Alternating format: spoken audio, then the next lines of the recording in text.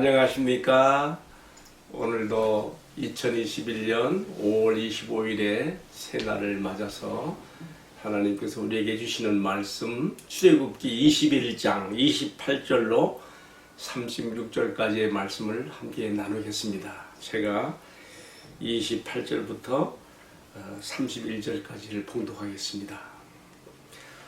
소가 남자나 여자를 받아서 죽이면 그 소는 반드시 돌로 쳐서 죽일 것이요 그 고기는 먹지 말 것이며 임자는 형벌을 면하려니와 소가 본래 받는 버릇이 있고 그 임자는 그로 말미암아 경고를 받았으되 단속하지 아니하여 남녀를 막론하고 받아 죽이면 그 소는 돌로 쳐 죽일 것이고 임자도 죽일 것이며 만일 그에게 속죄금을 부과하면 무릇 그 명령한 것을 생명의 대가로 낼 것이요 아들을 받든지 딸을 받든지 이 법규대로 그 임자에게 행할 것이며 소가 만일 남종이나 여종을 받으면 소 임자가 은 30세겔을 그의 상전에게 줄 것이요 소는 돌로 쳐서 죽일지니라. 아멘. 여러분, 나라는 무엇으로 다스려집니까? 법으로 다스려집니다. 법치 국가입니다. 그래서 하나님께서 지금 시내산에서 자기 백성과 왕과 백성으로서 이스라엘과 언약을 체결하기 전에 먼저 내가 이러이러한 법으로 너희를 다스릴 것이라고 하는 지금 십계명으로서의 율법과 또 각 상황에 해당되는 율례를 이렇게 내려주시고 계시는 것입니다. 그러니까 우리나라의 그 상위법으로 최상위법으로서 헌법이 있고 그 헌법 밑에 하위법으로서 민사법, 형사법, 무슨 경제자본법, 가정법 등등 많은 하위법들이 있는 것처럼 지금 십계명이라고 하는 기초 근간법에 근거하여 하위법으로서 지금 주시는 율례들이 소개되고 있는데 오늘은 제6계명 살인하지 말라고 하는 이 계명에 대한 구체적인 율례 어떻게 적용되어야 될 것인가 구체적 상황과 적용의 신뢰들을 보여주고 있습니다. 오늘 내용은 크게 네 가지로 그래서 분류할 수가 있습니다. 첫 번째로 소가 사람을 받아서 죽인 경우에, 그리고 두 번째는 소가 남녀 종들을 받아 죽인 경우에 어떻게 할 것인지. 아까 첫 번째는 일반 자유인을 말하는 것이고 두 번째는 종들을 받아 죽인 경우에, 그다음 세 번째로는 사람이 부주의에서 구덩이를 파놓고 묻지 아니하므로 닿지 아니하므로 소나 나귀 같은 가축이 빠졌을 때에 죽었을 때에 어떻게 그것을 변상할 것인가. 마지막 네 번째로는요, 이번에는요 소와 사람의 관계가 아니고 소끼리 서로 받아 싸워서 한쪽 소가 죽었을 때에 그 후속 처리를 어떻게 할 것인가에 대한 내용을 담고 있습니다. 참 우리 하나님께서요 자기 백성의 삶의 구석구석까지 심지어는 가축의 문제까지 다 세세하게 다 내려다보시고 간섭하시고 그에 대한 참 이 법규를 주신다는 점에서 참 놀라움을 갖게 됩니다. 하나님은 다 아시는 것이죠. 우리 모든 분야에 그의 공평과 공의와 정의가 실현되기를 바라시는 것이죠. 오늘 말씀이 바로 이 점을 우리에게 부각시키고 있습니다. 그래서 저는 첫 번째로는 하나님께서 소를 통해서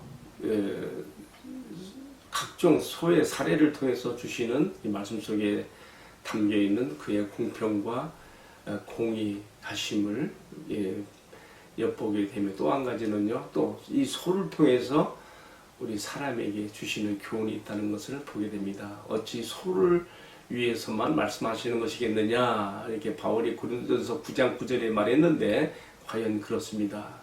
이 소를 통해서 우리 사람에게 주시는 교훈도 있습니다. 그러면 오늘 이 네 가지 제6계명 살인하지 말라는 것에 대한 구체적인 신뢰가 어제는 사람과 사람 사이의 살인에 대해서 나왔고요. 오늘의 말씀에서는 소와 사람의 관계에서 또 소와 소의 관계에서까지 나오고 있는데요. 뭐 여러 가지 말씀을 많이 전해야 돼요. 그러나 가장 인상적인 거 하나만 말씀드린다면 그 소의 임자가 부주의해서 소로 말미암아 사람에게 해를 끼쳤을 때에 그 소의 주인도 함께 화를 당하게 될 것이라는 말씀입니다. 오늘 말씀 28절에 이렇게 되어 있잖아요.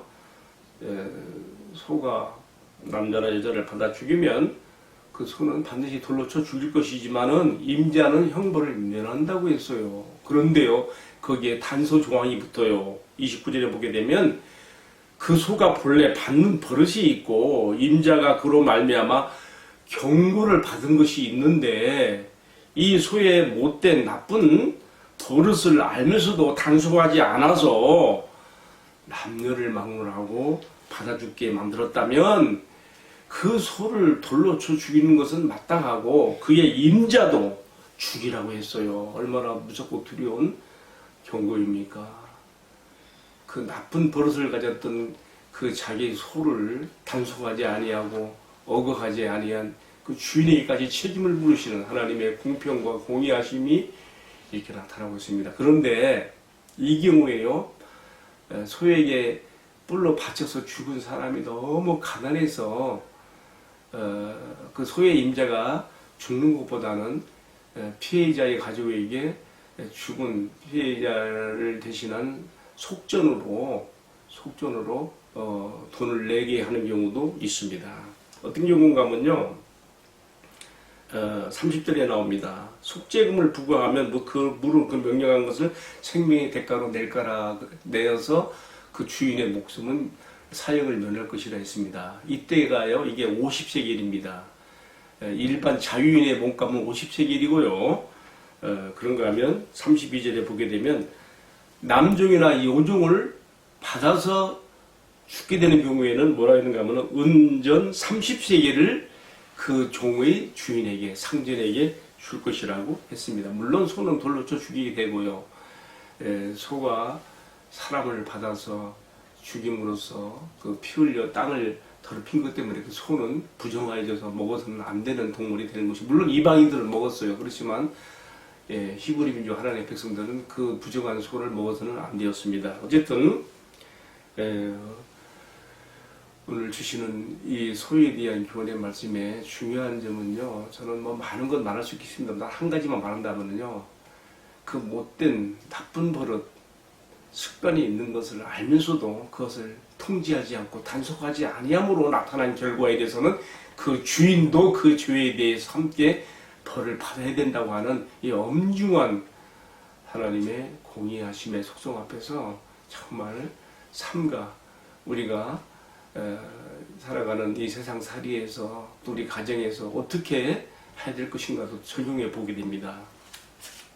네, 제가 이 말씀을 드리는가 하면요, 앞에서 잠깐 언급했습니다만은 바울이요, 주님의 종 사도 바울이 신명기 25장 4절에 나오는 소에 대한 이야기, 즉 소의 입에 망을 씌우지 말라 하신 그 말씀이, 왜냐하면 일하는 소가 그 여물을 먹을 수 있도록 소에 망을 씌우지 말라는 말씀이 신명기 25장 4절에 있는데요, 어찌 그것이 소를 위해서 말씀하시겠느냐, 어찌 그것이 소를 염려해서 하시겠느냐, 아니다.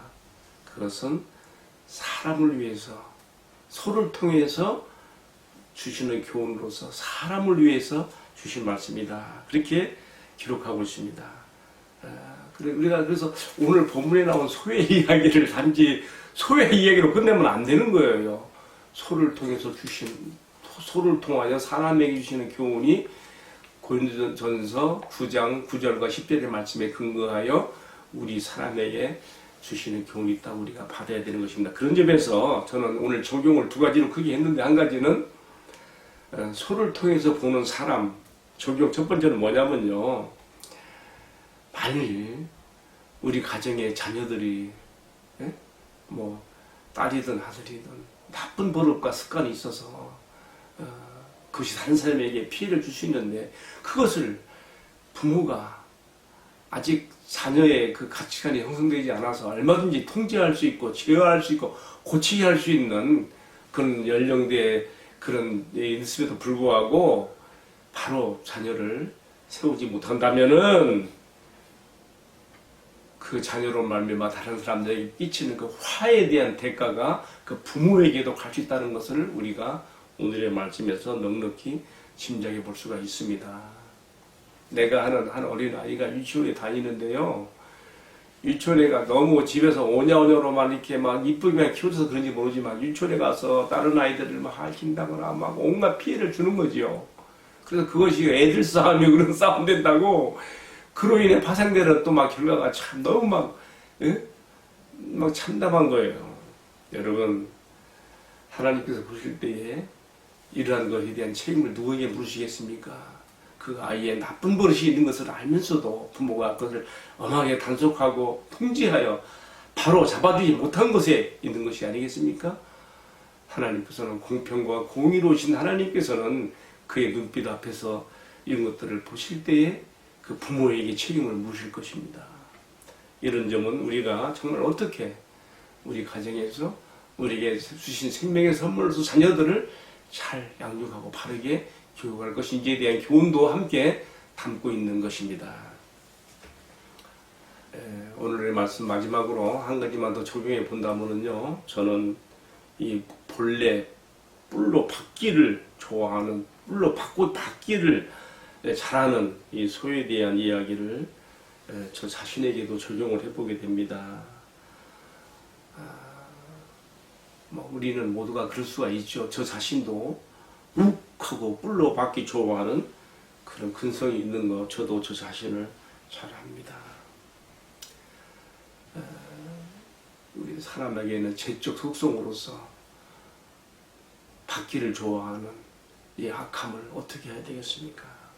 그런가 하면 오늘의 말씀에 보게 되면 소가 남녀 종들을 뿔로 박아 죽였을 때에 어떻게 해서요? 은 30명을 주어서 주인에 대해서 속령해야 된다 그랬습니다. 저는 이 말씀을 읽으면서 예수님께서 남녀 종의 황소에게 바쳐 죽은 남녀 종의 몸값인 은전 30냥에 팔렸다고 죽으셨다는 것이 너무 마음이 아프게 다해집니다. 온 우주의 창조자이시며 주인이신 존귀하신 주님께서 나 같은 죄인을 구속하기 위해서 이 땅에 오셔서 남녀 종의 몸값인 항소 한 마리 값인 은전 30냥에 팔리시고 죽임을 당하신 걸 생각할 때에 이 말씀을 그냥 읽을 수가 없는 것입니다. 마태복음 26장 15절에 예수님께서 은 30냥에 이렇게 가룟 유다를 통해서 당시의 종교 기득권 세력들에게 팔려지는 것이 나오고 십자가에 달려 죽는 것이 나오지요. 참 오늘 말씀을 묵상하면서 한편 또한 시편 22편 12절 말씀을 생각하게 됩니다. 예수님은 자신이 십자가에 달려 죽으신 것을 미리 다윗의 입을 의탁하사 시편 22편에서 그렇게 말했습니다. 많은 황소가 나를 에워싸며 바산의 힘센 소들이 나를 둘렀으며 내게 그 입을 벌림이 찢고 부르짖는 황소같이 나에게 달려들어 죽인다고 하는 그 말씀을 하셨습니다. 저는 이 말씀을 읽으면서 그 많은 뿔로 받기 좋아하는 그 황소들 가운데 그 하나가 내가 아닌가? 그 많은 뿔들 가운데 한 뿔이 나의 뿔이 아닌가? 나 자신을 돌아보게 됩니다. 이제 오늘의 말씀을 마치면서 이 말씀 앞에 고요히 자신을 성찰하며 주님 앞에 내가 이제는 물러받기 좋아하고 거친 고집과 저돌적인 그런 저항으로 싸우기 좋아하는 소 같은 받기 좋아하는 소 같은 나를 주님의 십자가에 못 박고 내가 이제는 싸움소가 아니라 주님을 감동시키는 일 잘하고 온유한 천국 일꾼으로서 황소와 같은 충성됨을 주님께 드려야겠다는 다짐도 하게 됩니다. 기도하겠습니다. 우리 같이 기도합시다. 주님, 나 같은 죄인을 위하여 비천한 종으로 이 세상에 오시고 은 30냥의 죽음에 넘겨지시고 황사처럼 달라드는 사람들의 뿔에 받쳐서 죽임을 당하셨습니다. 주님, 그 많은 소들 중에 한 소가 내가 아니며 그 많은 뿔들 중에 한 뿔이 내가 아닙니까? 주님, 나의 악함을 용서하여 주옵소서. 나같이 약하고 못난 죄인이 회개하고 주님을 믿게 된 것이 얼마나 기적이고 기적 중에 기적인 것을 말로 다 할 수 없는 주님의 은혜이고 사랑인 것을 감사드립니다.